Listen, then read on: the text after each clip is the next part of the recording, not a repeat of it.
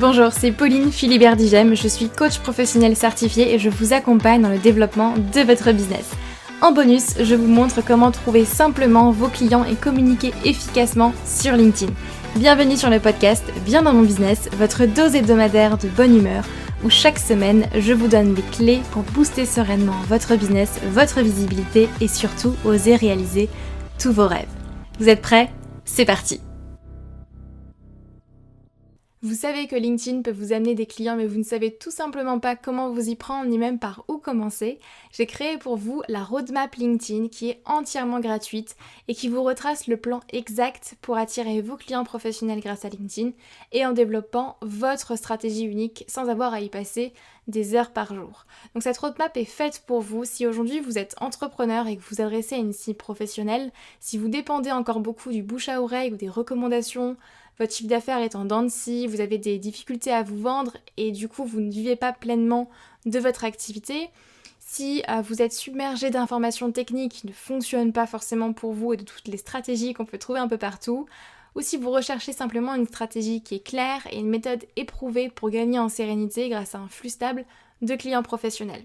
Donc en soi, ce que vous allez apprendre dans ce guide, c'est simple, vous allez déjà voir pourquoi les techniques et les stratégies que vous avez déjà mises en place ne fonctionnent pas pour vous, et en particulier sur LinkedIn. Vous allez voir une approche qui va vous permettre de devenir visible et incontournable sur votre marché. Vous aurez un plan d'action clair en 6 étapes, 6 grandes étapes pour communiquer efficacement sur LinkedIn et trouver vos clients. Et enfin, les 4 erreurs à ne surtout pas faire, croyez-moi, si vous voulez des résultats rapidement. 4 erreurs qu'à mon avis vous faites probablement. Donc ce guide est entièrement gratuit et vous pouvez le télécharger tout simplement en cliquant sur le lien en description de ce podcast, ou bien alors vous allez sur le lien que je vais vous dire tout de suite sur www.humanbusiness-academy.com/guide. Donc je répète, www.humanbusiness-academy.com/guide. Mais c'est encore mieux si vous cliquez sur le lien en description de ce podcast.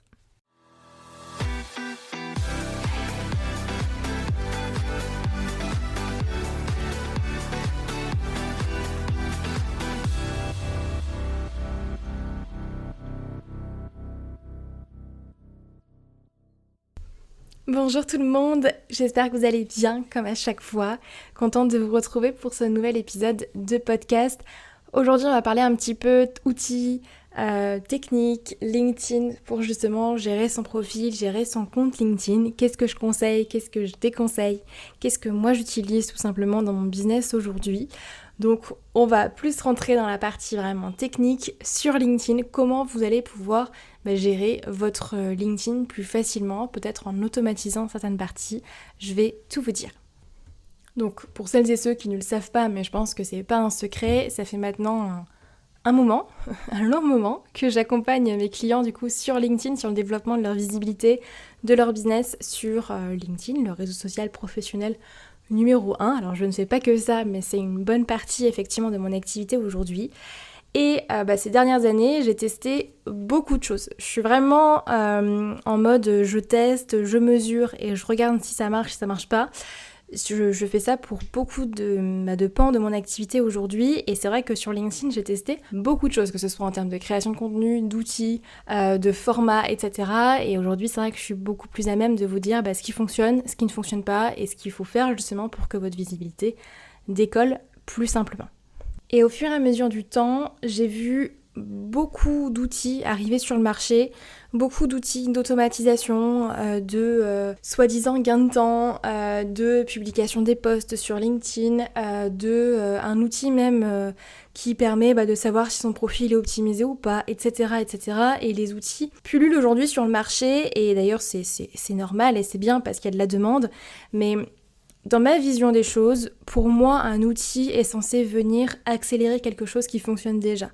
Est censé venir nous aider et nous soutenir plutôt que remplacer une stratégie, ou plutôt que remplacer un travail qui doit être fait en amont. Si vous n'avez pas de base, les outils ne serviront à rien et ça vaut pour absolument tout au final. C'est pareil pour la gestion de votre temps. Aujourd'hui, je vous parle de Productive Dream, donc la nouvelle offre que je sors liée vraiment à la productivité et à la gestion du temps pour vous éviter en fait de vous éparpiller.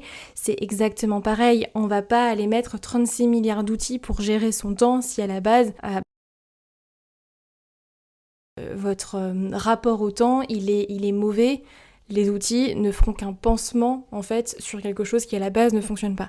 Et c'est pareil sur LinkedIn, si vous éparpillez dans plein d'outils différents pour gérer votre profil LinkedIn, gérer votre compte LinkedIn, mais que à la base en fait vous ne vous êtes pas formé, vous n'avez pas appris les codes de LinkedIn et comment ça fonctionne, ça va juste mettre un pansement et puis ça marchera pas forcément sur du long terme. Donc je vous ai déjà un petit peu donné ma vision des choses, mais j'aimerais vraiment rentrer dans les détails de différents outils que je me suis noté ici pour vraiment vous expliquer ma vision des choses et ce que moi j'utilise et ce que je n'utilise pas, ce que je vous conseille et ce que je vous déconseille. En toute transparence, du coup, moi j'ai testé, je les ai tous testés, enfin, en tout cas pas mal, parce que je pense que je ne peux pas vous parler de quelque chose ou vous conseiller ou déconseiller quelque chose de mon côté si je ne l'ai pas testé, si je ne l'ai pas mesuré, et mesurer l'impact que ça a dans mon business, ça pour moi ça paraît logique, mais c'est vrai que du coup c'est pour ça aussi que je fais beaucoup de tests pour après pouvoir vous transmettre ça directement dans mes programmes. Je me suis noté 3 types d'outils dont on va parler. 1, les outils d'automatisation. 2, on va parler des pods. Si vous ne savez pas ce que c'est, je vais vous expliquer. Et numéro 3, on va parler de comment programmer son contenu. Comment justement faire quand on crée du contenu, mais qu'on n'a pas envie de passer des heures et des heures sur LinkedIn. Donc, on va commencer déjà avec les outils d'automatisation. Donc les outils d'automatisation, il y en a beaucoup aujourd'hui sur LinkedIn. Certains sortent du lot sur le marché, mais ça peut être pour automatiser par exemple les demandes d'invitation, les demandes de contact sur LinkedIn, envoyer des messages en automatique sur LinkedIn, faire des visites d'autres profils en automatique sur LinkedIn, etc., etc. Et donc clairement, on va pas se mentir, les outils d'automatisation, c'est bien parce que c'est un gain de temps énorme. Je veux dire, quand vous avez un outil qui peut envoyer 100 messages par jour à des personnes qualifiées de votre réseau et que vous n'avez pas besoin avec vos petites mains de prendre votre ordinateur et de faire copier-coller ou d'adapter votre message à chaque fois, à chaque personne, c'est quand même un gain de temps énorme quand vous avez un outil qui tourne tout seul. On est d'accord. Donc l'appât, on va dire, du gain de temps peut être énorme et donc je comprends effectivement que beaucoup de personnes se reposent là-dessus pour justement avoir plus de résultats. Par contre, pour l'avoir testé également, parce que je l'ai testé, je peux vous dire que je vous le déconseille pour plusieurs raisons. Déjà, d'un point de vue purement technique, purement algorithme, c'est pas bon pour l'algorithme. Puisque déjà LinkedIn l'interdit, donc vous risquez fortement de vous faire bannir. Moi je connais plusieurs personnes qui se sont fait bannir justement de LinkedIn parce qu'ils utilisaient des outils d'automatisation et même parmi les plus connus, ça passe pas forcément entre les mailles du filet. Donc c'est pas forcément bon pour l'algorithme et je pense qu'il faut être conscient du risque. Donc c'est bien de l'utiliser mais il faut être conscient que LinkedIn peut vous bannir à tout moment et quand vous perdez au final votre source d'acquisition principale, à savoir LinkedIn à ce moment-là, ça peut être dur. Ça peut être dur surtout si vous êtes en plein lancement, surtout si vous avez besoin de contacts, d'appels téléphoniques, de vendre vos offres, etc. D'où l'idée encore une fois de ne pas avoir qu'une seule source d'acquisition. Ça on peut en reparler dans un autre épisode de podcast, mais c'est important justement de varier ces sources d'acquisition, que ce soit les réseaux sociaux, liste email, YouTube, la publicité, etc., etc. Il y en a plein qu'on peut aller travailler. D'ailleurs, je peux peut-être vous faire un contenu là-dessus. Ça m'amène plein d'idées. Mais donc déjà, les outils d'automatisation, ok, c'est un gain de temps, mais pour moi, le risque posé derrière est trop élevé pour que moi, déjà dans mon business, je me dise, je vais prendre ce risque-là. Personnellement, je le prendrai pas une autre fois, parce que pour moi, le risque ne vaut pas le coup derrière. Et c'est pas bon vraiment pour l'algorithme. Et en plus de ça, si à la base vous n'arrivez pas à cibler vraiment les contacts que vous voulez toucher avec votre routine d'automatisation, et en fait l'outil va faire entre guillemets n'importe quoi parce que clairement il va faire ce que vous allez lui dire de faire. Mais si à la base vous ne savez pas ce qui doit être fait sur LinkedIn et vous ne connaissez pas les codes de LinkedIn encore une fois, c'est là où ça ne marchera pas, il n'y aura pas de résultat. C'est comme ce que je vous disais tout à l'heure.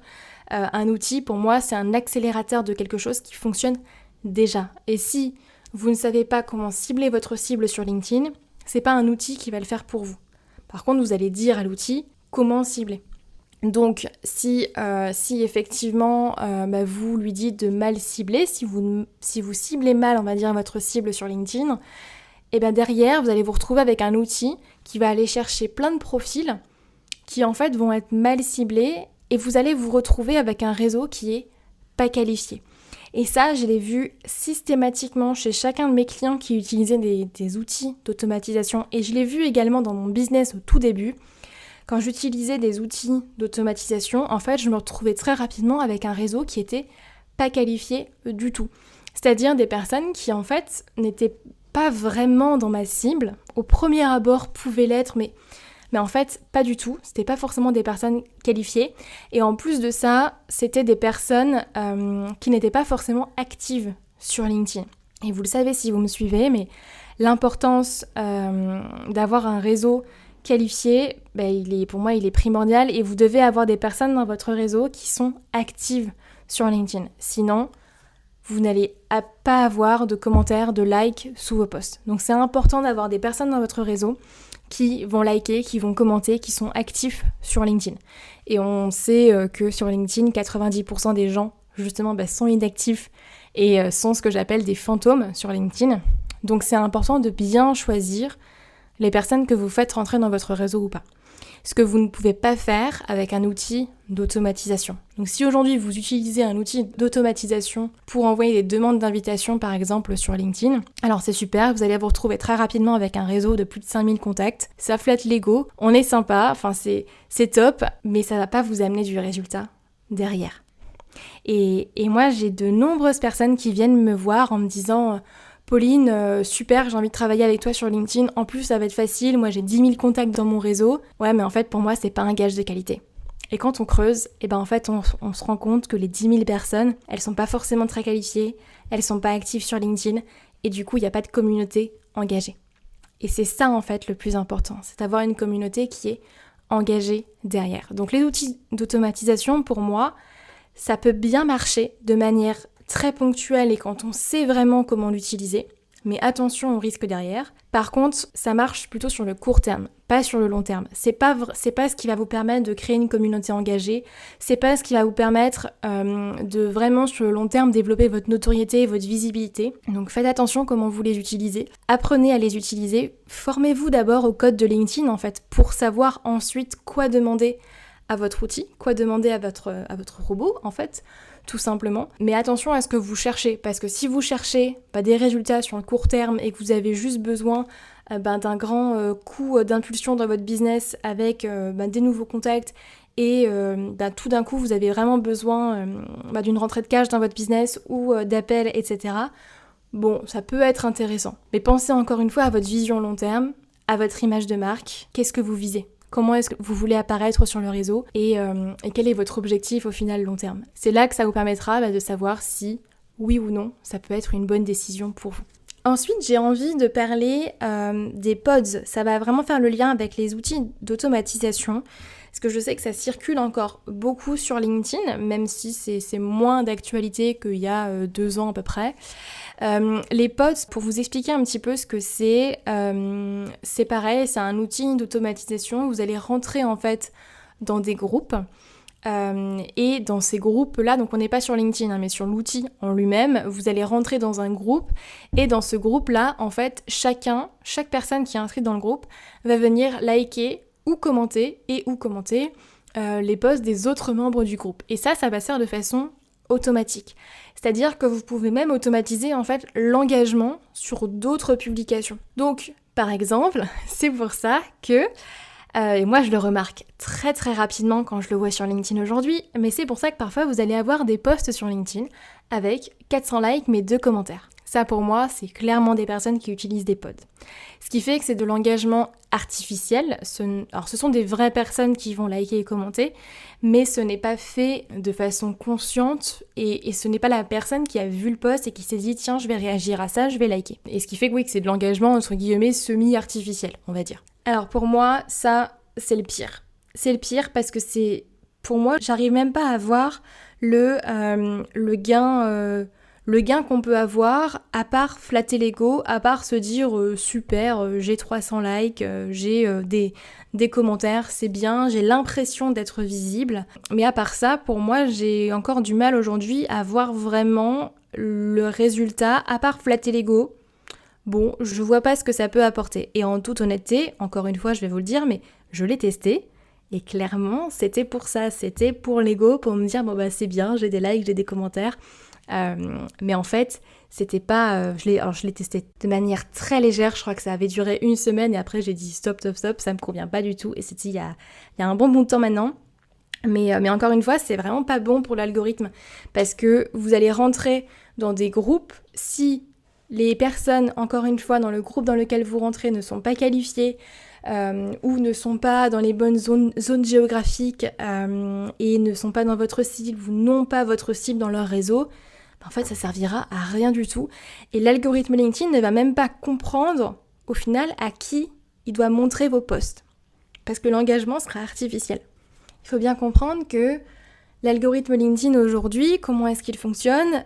En fait, au fur et à mesure de votre utilisation de LinkedIn, l'algorithme va comprendre quels posts vont vous intéresser et quels posts ne vont pas vous intéresser. Et à qui il doit montrer vos posts, à qui il ne doit pas montrer vos posts. Mais ça, c'est en étant actif sur LinkedIn. Petit aparté, c'est pour ça, en général, que je vous conseille très grandement d'être actif sur LinkedIn. On parle de la routine LinkedIn en général dans la Human Business Academy. C'est clairement ça. Donc, l'algorithme, c'est son rôle, c'est de vous montrer les posts les plus pertinents selon vos intérêts, selon ce que vous voulez voir sur le réseau et selon ce à quoi vous vous intéressez tout simplement. Donc si vous rentrez effectivement dans des pods où il y a des personnes par exemple qui sont aux États-Unis, en Inde ou éparpillées dans le monde entier, ou des personnes même qui restent en France mais qui sont des concurrents ou qui sont des personnes qui ne sont clairement pas dans votre cible, ou sont des personnes qui eux-mêmes n'ont pas un réseau qui est engagé ou qui est qualifié, en fait ça va servir à rien du tout. Et c'est là où vous allez vous dire en fait j'ai plein de personnes dans mon réseau, ok j'ai des likes et quelques commentaires, mais en fait ça convertit pas. Pourquoi ? Parce que l'engagement est artificiel et que tout simplement c'est pas les bonnes personnes qui voient vos posts derrière. LinkedIn n'a tout simplement pas compris. L'algorithme s'emballe un petit peu et se dit en fait je sais pas quoi faire. La personne elle like des posts à droite à gauche mais il n'y a pas de cohérence là-dedans. Donc forcément ça va être artificiel et forcément ça ne convertira pas derrière. Donc j'espère que ça vous permet de comprendre un petit peu mieux comment fonctionne justement l'algorithme et pourquoi en fait je déconseille mais à 300% l'utilisation des pods. Là on n'est même pas ça dépend de votre utilisation, mais pour moi il n'y a pas de retour en fait sur investissement très clairement, et il vaut mieux vous concentrer sur comment est-ce que je crée de l'engagement, comment est-ce que je rédige des bons posts pour développer ma visibilité, pour créer une communauté qui est engagée, comment est-ce que je mets en place une routine LinkedIn, comment est-ce que j'apprends comment fonctionne LinkedIn, les codes de LinkedIn, pour qu'ensuite, une fois que j'ai fait le travail et que j'ai posé les bases, là, LinkedIn travaille pour moi, plutôt que de se lancer dans des outils d'automatisation qui vont entre guillemets faire le travail à votre place, mais qui vont clairement être dans une vision court terme. Ensuite, j'ai envie de parler de la programmation de contenu. On vient beaucoup me solliciter en me disant « Pauline, comment tu fais pour publier tous les jours ? Est-ce que tu as un outil qui programme automatiquement tes posts ?» Ou on me dit « Pauline, moi en fait, je suis pas dispo tous les jours à la même heure pour publier justement mes posts sur LinkedIn, comment est-ce que je fais ?» Alors, la programmation de contenu, il faut savoir que donc il y a différents outils qui existent sur le marché. Pareil, vous avez par exemple HubSpot, mais je ne sais pas si maintenant ils font les pages personnelles. Je crois qu'ils font que les pages entreprises, à vérifier. Vous avez Swello, vous avez Buffer. Enfin, il y a pas mal d'outils qui existent sur le marché pour planifier en fait et programmer vos posts sur LinkedIn. Pour moi, c'est à double tranchant. Je l'ai testé, encore une fois. Alors personnellement, je ne suis pas fan, donc aujourd'hui, je publie en fait directement sur LinkedIn au moment où j'ai prévu de publier. Donc c'est vraiment un acte que moi je fais sur LinkedIn. Il n'y a pas de programmation à proprement parler. Mais je comprends effectivement que ça peut être un gain de temps, que ça peut être plus facile, et je le déconseille pas forcément, mais je vais pas forcément le recommander. Je vais vous expliquer du coup pourquoi. Pour moi, c'est encore une fois une question d'algorithme. Encore une fois, le but d'un réseau social, c'est de vous garder le plus longtemps sur la plateforme. Le but d'un réseau social, c'est que ses utilisateurs soient actifs et créent du contenu, commentent, voient les publicités aussi, c'est ça qui va leur apporter de l'argent. Donc techniquement, plus vous allez passer du temps sur LinkedIn, plus vous allez leur apporter de l'argent. Donc plus ils seront contents. Je sais pas d'ailleurs si vous avez vu le reportage sur Netflix, en français c'est Derrière nos écrans de fumée, je crois, qui est très très très bien fait et vous explique de façon très simple comment fonctionnent en fait tous les algorithmes des réseaux sociaux. Alors même si c'est centré plus sur Facebook, clairement LinkedIn fonctionne à peu près pareil. Les codes sont différents, mais l'algorithme en fait est tout simplement le même, très clairement. Donc je vous invite vivement à aller le regarder, ça vous permettra de comprendre un petit peu mieux aussi comment fonctionnent tous les algorithmes et comment vous pouvez adapter votre utilisation pour en tirer profit en fait tout simplement. Et tirer votre épingle du jeu. Donc le but d'un algorithme, c'est de vous garder le plus longtemps sur la plateforme. Donc si vous programmez votre contenu, si vous ne passez pas vous un minimum de temps sur LinkedIn, forcément ça va pas plaire à LinkedIn. Et donc vous allez avoir une baisse en termes de visibilité et LinkedIn vous sanctionne quand même un petit peu. Donc ça, moi je l'ai remarqué, une baisse effectivement en termes de nombre de vues et de diffusion de mes posts. C'est pour ça que je ne le fais plus aujourd'hui. Mais voilà, je pense qu'il faut le savoir et qu'effectivement l'objectif c'est de passer du temps sur LinkedIn. Donc par exemple, aujourd'hui, moi j'ai juste un rappel dans l'agenda et pouf, le post est publié à ce moment-là. Et en fait, c'est le moment aussi où on peut caler la routine LinkedIn. C'est-à-dire que, vous le savez ou pas, mais aujourd'hui je vous conseille effectivement de mettre en place ce que j'appelle une routine LinkedIn, c'est-à-dire une routine d'engagement sur LinkedIn. C'est même encore plus important d'ailleurs que publier sur LinkedIn pour moi, d'avoir effectivement cette routine-là. Je la cale au moment de publication du post. Comme ça, c'est calé dans l'agenda, ça fait partie des tâches, parce que ça fait partie des tâches pour développer sa visibilité et son business. Alors, petite chose importante, là je vous dis qu'il faut passer du temps sur LinkedIn, mais il faut bien comprendre que à un moment donné, à terme, quand vous savez comment LinkedIn fonctionne, vous n'êtes pas obligé de le faire vous-même. C'est quelque chose qui peut facilement être délégué. Moi par exemple, il y a des parties effectivement de cette routine LinkedIn que je délègue aujourd'hui, que je ne fais plus moi-même. Donc à terme, c'est quelque chose qui est également possible de déléguer de votre côté. C'est quelque chose que je fais, que je peux faire pour vous aussi. Donc vous pouvez très bien m'envoyer un petit message pour voir ce qu'on peut faire ensemble sur votre compte LinkedIn. Mais l'important, c'est que ce soit un être humain qui le fasse, pas un outil. Ce sera beaucoup mieux et sur le long terme, vous allez vraiment y gagner en termes d'engagement, en termes de visibilité, de notoriété et de résultats derrière, type des clients, des personnes dans votre liste email, des partenaires, etc. etc. C'est vraiment un investissement en temps qui vaut largement le coup sur le moyen long terme. Pour vous donner un exemple, juste en termes de chiffres, je sais qu'il y a à peu près 2 ans et demi, quelque chose comme ça, j'utilisais quelques outils d'automatisation pour obtenir des rendez-vous dans mon calendrier. Alors c'était chouette, j'avais à peu près, je sais plus, à peu près entre 20 et 30 appels par semaine. Donc super, c'est génial, et des appels même qualifiés, donc c'était top, ça m'a permis de bien convertir. Donc sur le court terme, encore une fois, ça permet d'obtenir de très bons résultats.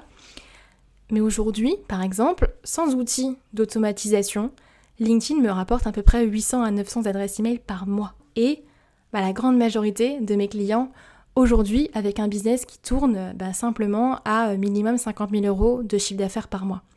Donc, quand on voit effectivement que le court terme, oui, ça peut être intéressant de justement se reposer sur des outils qui permettent de gagner du temps.